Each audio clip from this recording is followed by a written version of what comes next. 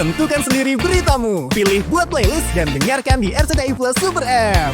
Pihak RK optimis bahwa proses hukum akan membuktikan kebenaran dan LM terancam 12 tahun penjara hingga 20 tahun penjara.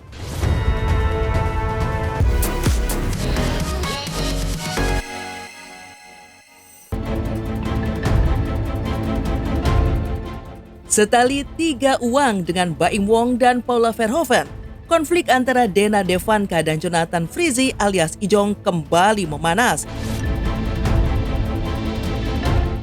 dan menjadi sorotan publik setelah Dena mengunggah potret ketiga anaknya yang sedang menangis di media sosial.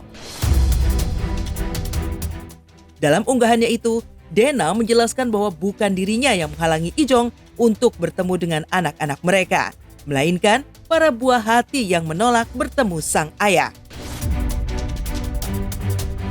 Menurut Dena, penolakan tersebut terjadi karena anak-anak merasa terluka oleh sikap Ijong yang sering menghina Dena sebagai ibu mereka, bahkan melalui pesan WhatsApp yang dikirim langsung kepada anak-anak. Tak hanya itu, Dena bahkan menyarankan agar Ijong lebih berhati-hati sebelum bertindak atau mengeluarkan komentar negatif tentang dirinya.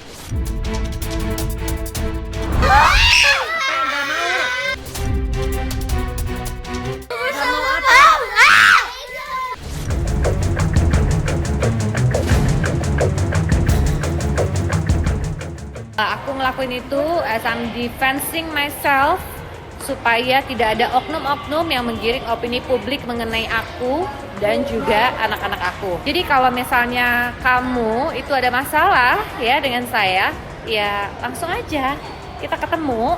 Jadi bukan perkara soal nggak move on, mungkin lo nya yang nggak move on. Aku bawa anak-anak bisa bebas kemanapun dan dimanapun gitu. Toh juga kan aku bawa anak-anak nggak akan ke tempat-tempat yang jelek, apalagi mencelakakan anak gitu. Ya, aku pengen komunikasi langsung ya Mbak, tapi mau bagaimana? Kalau komunikasi langsung itu akhirnya kita jadi ribut gitu loh, ya kan? Jadi emosi satu sama lain karena dari pihak mantan suami juga tidak mau mengalah, tidak mau mengerti dengan kondisi anak-anak tuh seperti apa. Di sisi lain, Benny Simanjuntak, paman Ijong, menuding Dena justru sebagai pihak yang menghalangi komunikasi antara Ijong dan anak-anaknya, bahkan menutup akses sepenuhnya.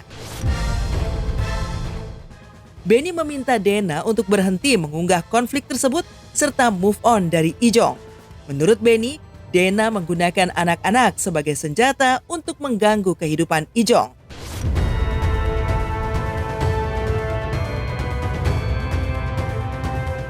Saya di sini hanya untuk meluruskan dari segala bentuk apa yang dituduhkan. Sebenarnya ini semua itu terjadi karena nggak bisa move on aja sebenarnya. Kalau udah bisa move on nggak akan ada kejadian gini. Dan itu akan menjadi nightmare buat Jonathan. Seumur hidupnya dia akan dibayangi oleh tuduhan-tuduhan dari orang yang tidak bisa move on, orang yang tidak bisa move on.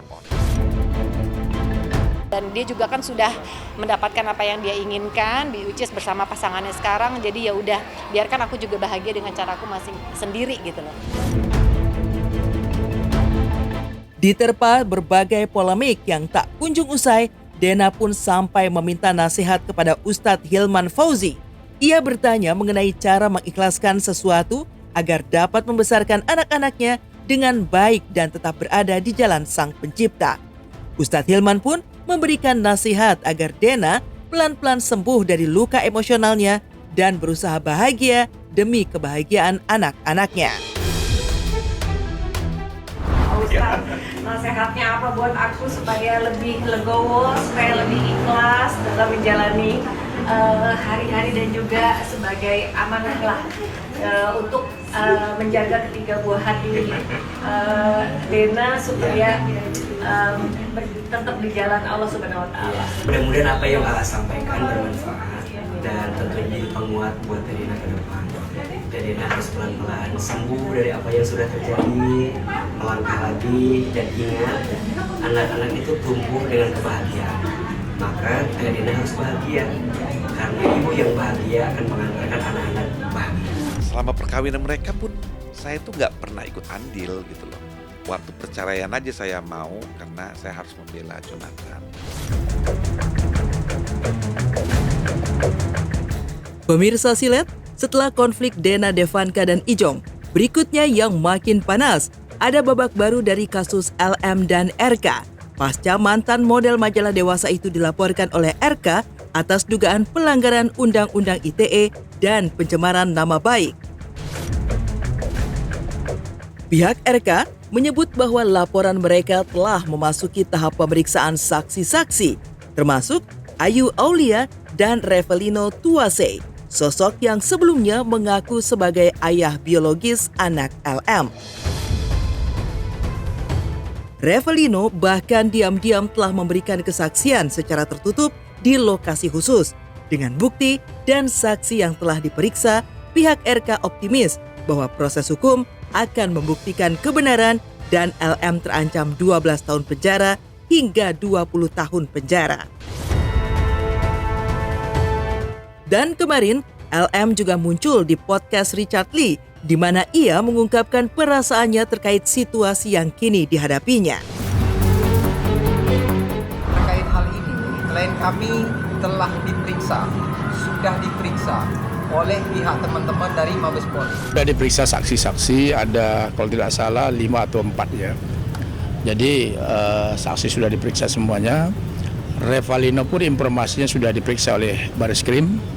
Ya mudah-mudahan dalam waktu dekat ini juga ya mudah-mudahan bisa selesai dengan baik gitu kira-kira. Berarti ya selama ini terbantahkan apa yang diklaimnya,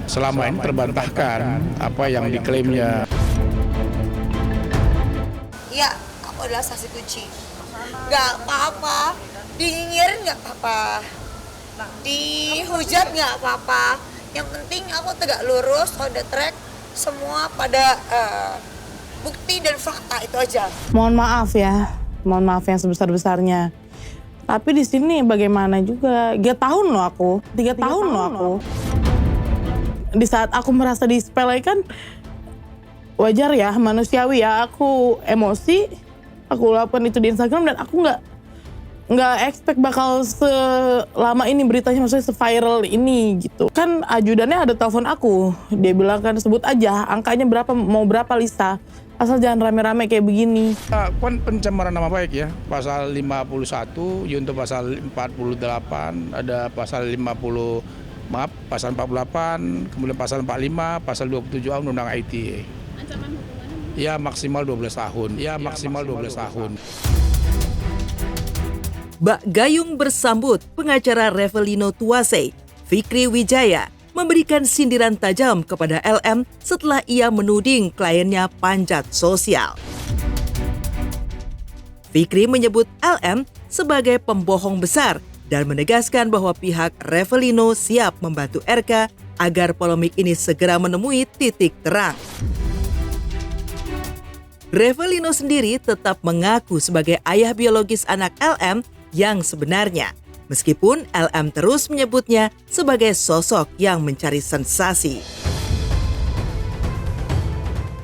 Lantas, seperti apa pengakuan LM terkait hubungan dirinya dengan Revelino?